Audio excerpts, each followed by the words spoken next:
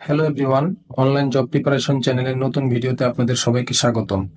আজকে আমরা বাংলাদেশের প্রধান নদ নদীসমূহ কোথায় মিলিত হয়েছে এবং পরবর্তীতে কি নামে প্রবাহিত হয়েছে সেই বিষয় সম্পর্কে আলোচনা করব। তাহলে শুরু করা যাক ভিডিওর মূল পর্ব। প্রথমেই শুরু করা যাক তিস্তা এবং ব্রহ্মপুত্র নদ কোথায় মিলিত হয়েছে সেই বিষয় দিয়েই। এটা হলো তিস্তা নদী, যা সিকিম পার্বত্য অঞ্চল হতে উৎপন্ন হয়ে নীলফামারী জেলার মধ্য দিয়ে বাংলাদেশে প্রবেশ করে। এই জেলাটির নাম নীলফামারী জেলা। এই জেলা দিয়ে তিস্তা নদী প্রথমে বাংলাদেশে প্রবেশ করে। অন্যদিকে ব্রহ্মপুত্র নদ কৈলাস শৃঙ্গের মানস সরোবর হ্রদ হতে উৎপন্ন হয়ে কুড়িগ্রাম জেলা দিয়ে বাংলাদেশে প্রবেশ করে। এই তিস্তা নদী, এটা হলো তিস্তা নদী এবং এটা হলো ব্রহ্মপুত্র নদ। এই তিস্তা এবং ব্রহ্মপুত্র নদ দুটি কুড়িগ্রামের চিলমারিতে এসে মিলিত হয়। এই জেলাটির নাম কুড়িগ্রাম। এই কুড়িগ্রামের চিলমারি, এই স্থানটি হলো কুড়িগ্রামের চিলমারি।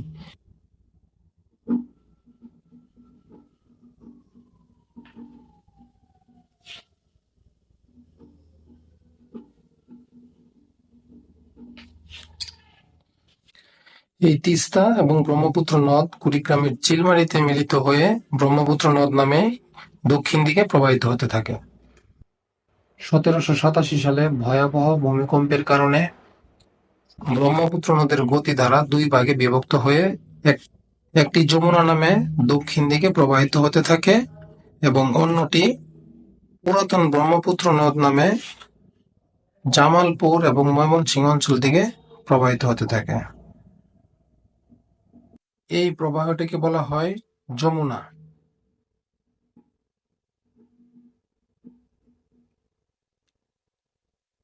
এবং এই প্রবাহটিকে বলা হয় পুরাতন ব্রহ্মপুত্র।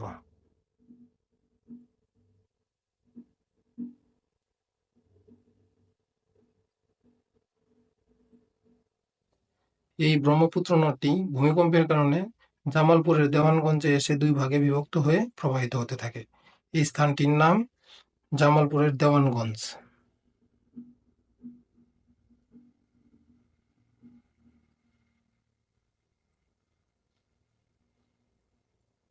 অন্যদিকে এই তিস্তা হতে বাঙালি নামে একটি নদী উৎপত্তি হয়ে তা প্রবাহিত হয়ে বগুড়ার কাছে এসে যমুনা নদীর সাথে মিলিত হয়।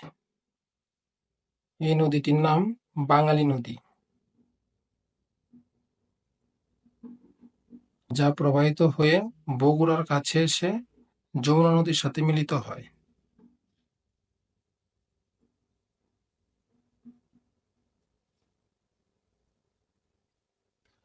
এবং এই নদীটি যমুনার সাথে মিলিত হয়ে যমুনা নামেই প্রবাহিত হতে থাকে।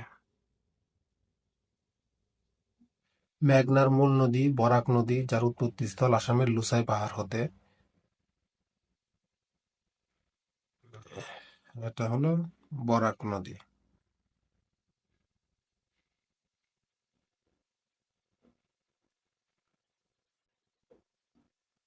এই বরাক নদী দুই জলধারায় বিভক্ত হয়ে একটি সুরমা এবং একটি কুশিয়ারা নামে সিলেট জেলার মধ্য দিয়ে বাংলাদেশে প্রবেশ করে। এটি হলো সিলেট জেলা। এই জেলার মধ্য দিয়ে সুরমা এবং কুশিয়ারা বাংলাদেশে প্রবেশ করে। এই সুরমা এবং কুশিয়ারা দুটি একসাথে মিলিত হয় হবিগঞ্জের আজমিরিগঞ্জে। এই অঞ্চলটির নাম হবিগঞ্জ এবং স্থানটির নাম আজমিরিগঞ্জ।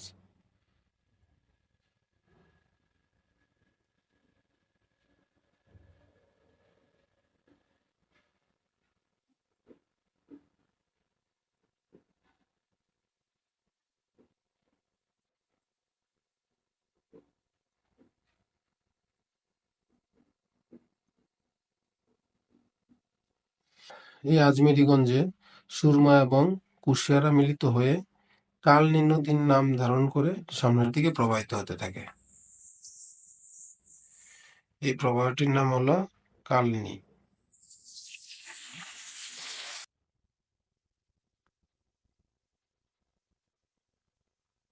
পরবর্তীতে এই কালনী নদী কিছু দূর প্রবাহিত হয়ে মেঘনা নাম ধারণ করে পুরাতন ব্রহ্মপুত্রের সাথে কিশোরগঞ্জের ভৈরব বাজার এসে মিলিত হয়।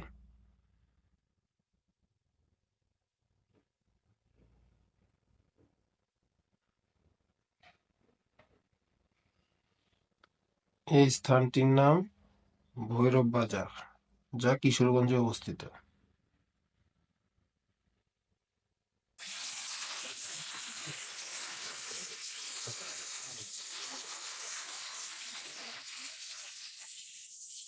এই ব্রহ্মপুত্র এবং মেঘনা নদী ভৈরব বাজার মিলিত হয়ে মেঘনা নামে দেশের দক্ষিণ দিকে প্রবাহিত হতে থাকে। এই প্রবাহটি হলো মেঘনা নদী। অন্যদিকে হিমালয় পর্বতের গঙ্গোত্রী হিমবাহ হতে উৎপন্ন হয়ে পদ্মা নদী চাঁপাইনবাবগঞ্জ জেলা দিয়ে বাংলাদেশে প্রবেশ করে এবং তা প্রবাহিত হয়ে রাজবাড়ীর গোয়ালন্দ এসে যমুনা নদীর সাথে মিলিত হয়। এটি হলো পদ্মা নদী এবং এই অংশটি যমুনা। এই পদ্মা এবং যমুনা রাজবাড়ীর গোয়ালন্দে এসে মিলিত হয়। এই স্থানটির নাম রাজবাড়ীর গোয়ালন্দ।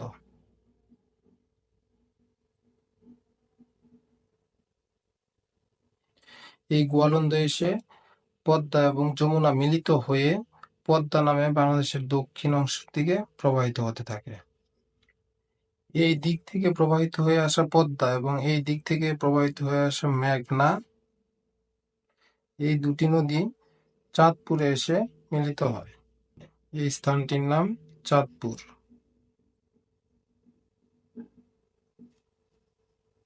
এই পদ্মা এবং মেঘনা চাঁদপুরে মিলিত হয়ে মেঘনা নামে পরবর্তীতে বঙ্গোপসাগরে পতিত হয়। এই প্রবাহটির নাম মেঘনা। এই নদীটির নাম হালদা নদী, যা খাগড়াছড়ির বদনাতলী পর্বতশৃঙ্গ হতে উৎপন্ন হয় এবং এই নদীটির নাম কর্ণফুলী।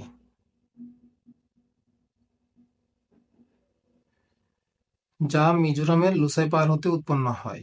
এই হালদা নদী এবং এই কর্ণফুলী নদী চট্টগ্রামের কালুরঘাটে এসে মিলিত হয়ে কর্ণফুলী নদী নামে বঙ্গোপসাগরে পতিত হয়। এই স্থানটির নাম কালুরঘাট।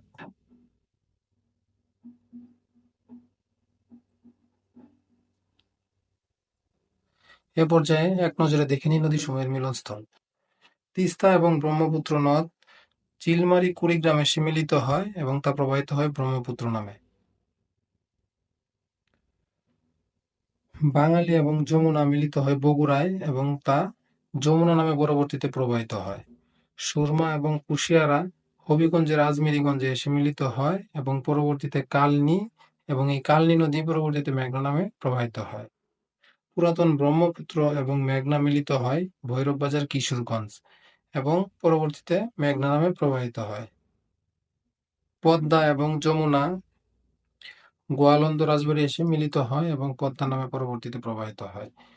পদ্মা এবং মেঘনা চাঁদপুরে মিলিত হয় এবং মেঘনা নামে পরবর্তীতে প্রবাহিত হয়। হালদা এবং কর্ণফুলী চট্টগ্রামের কালুরঘাটে এসে মিলিত হয় এবং পরবর্তীতে কর্ণফুলী নামে প্রবাহিত হয়। এই হলো আজকের পর্ব নিয়ে সংক্ষিপ্ত আলোচনা। দেখা হবে পরবর্তী ভিডিওতে। সে পর্যন্ত সবাই ভালো থাকবেন, সুস্থ থাকবেন। ধন্যবাদ।